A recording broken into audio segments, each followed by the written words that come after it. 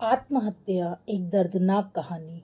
उसे जीना नहीं था, वो खुद को खत्म कर देना चाहती थी। उसके दिमाग में हमेशा यही विचार आ रहा था। उसने डिसीजन ले लिया था, सिर्फ अंत कैसे करे इसके बारे में सोच रही थी। चारों ओर अंधेरा ही था। अपने ही सोच में मग्न पूर्वी नीचे बैठकर बहुत वक्त तक ऐसे ही बैठे फर्श की तरफ एकटक देख रही थी कि पति के धोखेबाजी से पूर्वी अंदर से टूट गई थी।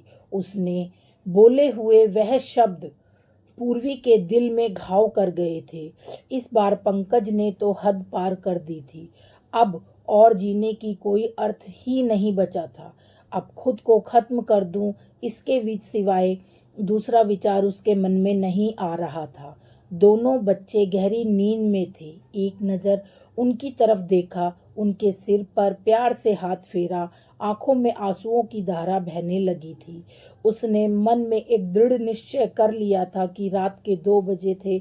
हर तरफ बहुत सन्नाटा था और वह धीरे से उठी और दूसरे रूम में गई। गले में फांसी का फंदा डालने ही वाली थी, तभी कुछ गिरने की आवाज आई। पूर्वी का 2 साल का बेटा जोर जोर से रोने लगा। उस क्षण पूर्वी की 6 साल की बेटी चिल्लाने लगी, मम्मी! छोटू बेड के ऊपर से नीचे गिर गया। तुम कहाँ हो? देखो ना, छोटू कितना रो रहा है। पूर्वी भागकर दूसरे रूम में आई और अपने बेटे को उठाकर अपनी गोद में लिया और उसे अपने सीने से लगा लिया। बेटी रोते हुए बोली, माँ तुम कहाँ चली गई थी? मुझे बहुत डर लग रहा था। तुम हम दोनों को छोड़कर कहीं मत जाओ, मुझे अकेले बहुत डर लगता है। पूर्वी अपने दोनों बच्चों को पास लेकर जोर से गले लगा लिया और रोने लगी। दोनों बच्चे उसके सीने से लिपट कर सो गए। रोते रोते पूर्वी को कब नींद आ गई उसे पता ही नहीं चला। काम वाली बाई गंगू की आवाज से पूर्वी की नींद टूटी। अरे मैडम, आपने बाहर का गेट खुला क्यों छोड़ दिया था? अरे मैडम, क्या हुआ? अभी तक आप सोई हुई हैं? तबीयत तो ठीक है ना? वो खुद को संभालते हुए बोली, हाँ थोड़ी तबीयत ठीक नहीं है। घड़ी में वक्त देखती है तो 8:30 बजे थे। आज तुमने आने में इतनी देर क्यों हो गई? मैडम, चौथी गली में मेहताजी रहते हैं ना, उनकी बहू ने फांसी लगाकर आत्महत्या कर ली। 2 बच्चे हैं उनकी एक 10 साल की बेटी और 6 साल का बेटा है। यह सुनकर पूर्वी के कलेजे को धक्का लगा। अपनी साड़ी ठीक करके उसने पूछा, कब हुआ? गंगू ने बोला, रात को हुआ मैडम। मैंने ऐसा सुना है कि उनके पति की दूसरी औरत से संबंध थे। कमबख्त अभी तक नहीं आया। अचानक पूर्वी ने गुस्से से बोली, अच्छा किया, वह आया या नहीं आया उससे क्या फर्क पड़ता है? अब वह थोड़ी ना देखने आने वाली है। ये सुनकर गंगू पूर्वी के कान के पास आई और धीरे से बोली, मैडम, मैं अनपढ़ गवार हूँ और घर घर जाकर झाड़ू पोछा करके मेरा पेट भरती हूँ, और आप पढ़े लिखे हुए लोग हो। भले ही मैं आपसे उम्र में बड़ी हूँ, जीवन का अनुभव आपसे थोड़ा ज़्यादा है। आजकल साहब और आपके बीच जो चल रहा है वह ठीक नहीं है। मुंह बंद था, फिर भी मेरे कान खुले रहते थे। मैं एक औरत हूँ और औरत के दुख में भी मैं भी समझती हूँ, इसलिए मुझे आपको एक बात बतानी है। आत्महत्या यह कोई भी समस्या का समाधान हो ही नहीं सकता। जिंदगी में उतार चढ़ाव तो होते ही रहते हैं। इसका मतलब ऐसा नहीं कि आप अपनी जान दे दो। मैडम जी, कभी कभी आदमी अपना रास्ता भटक जाता है, पर अंत में घूमकर अपने ही घर वापस आता है।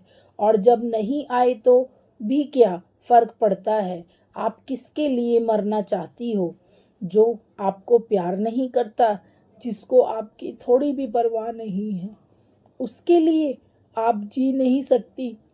जो आपसे प्यार करते हैं, जिसको आपकी कद्र हो, आपके माता पिता जो आपसे बहुत प्यार करते हैं, आपके बच्चे जिनको आपकी ज़रूरत है। गंगू का बोलना सुनकर पूर्वी की आंखों में से आंसू की धारा बहने लगी। पूर्वी गंगू को गले लगाकर रोने लगी। गंगू पूर्वी को पीठ पर से हाथ फेरते हुए सोफे पर बैठाती है और बोलती है, बुरा ना मानो तो एक बात बोलूं मैडम, खाली दिमाग शैतान का घर होता है। आप घर में बैठकर फालतू बातों को सोचते हो। मैं आपके घर में काम करने के बाद में 9 से 3 इस वक्त स्कूल में झाड़ू लगाने जाती हूँ। वहाँ की प्रिंसिपल मैडम बहुत अच्छी हैं। आप तो पढ़े हुए हो, अगर आप बोलती हो तो मैं आपके लिए टीचर का काम करने के लिए पूछूं क्या? आपका वक्त भी निकल जाएगा और मन भी लगा रहेगा। इस पर पूर्वी चुप बैठी थी। कोई भी जवाब ना मिलने पर गंगू बोली, मैं आपके लिए चाय लेकर आती हूँ। और गंगू काम करने लग जाती है। काम निपटा कर बोलती है, मैडम मैं जाती हूँ। उतने में पूर्वी उससे बोलती है, रुको गंगू, तुम स्कूल में मेरे लिए पूछना, यदि संभव हो तो प्रिंसिपल मैडम का नंबर मुझे ला कर दो। गंगू के चेहरे पर खुशी का भाव दिखा। गंगू पूर्वी के पास जाकर बैठी और धीरे से बोली, मैडम मैंने दूसरे रूम में बेड पर स्टूल रखा हुआ देखा था। ऐसा आप कभी मत करना। यह आपका घर है। इसे बचाने को आपसे जो भी हो उसे वह कीजिए। बिना लड़े आपने हार मान ली। गंगू पूर्वी के हाथ अपने हाथ में लेकर बोली, मैडम एक फिल्म में एक हीरो ने एक डायलॉग बोला था, लड़ाई लड़कर जीती जाती है, मर कर नहीं, क्योंकि मुर्दे कभी लड़ा नहीं करते। गंगू हाथ नचाते हुए ऐसे बोलने लगी। यह देखकर पूर्वी को बहुत हंसना आया। गंगू का बोलना सुनकर पूर्वी का मन हल्का हो गया और उसे एक नई आशा की किरण भी दिखी। वह अलमारी में से अपने सर्टिफिकेट निकालने लगी। दोस्तों, पति पत्नी का रिश्ता यह बहुत स्नेही होता है। भगवान को यही दुआ करती हूँ कि कोई भी पति पत्नी के जीवन में ऐसा मोड़ नहीं आना चाहिए। अगर आया भी तो आत्महत्या ये उसका इलाज नहीं है। जीवन में कोई भी समस्या का इलाज आत्महत्या यह समाधान नहीं हो सकता।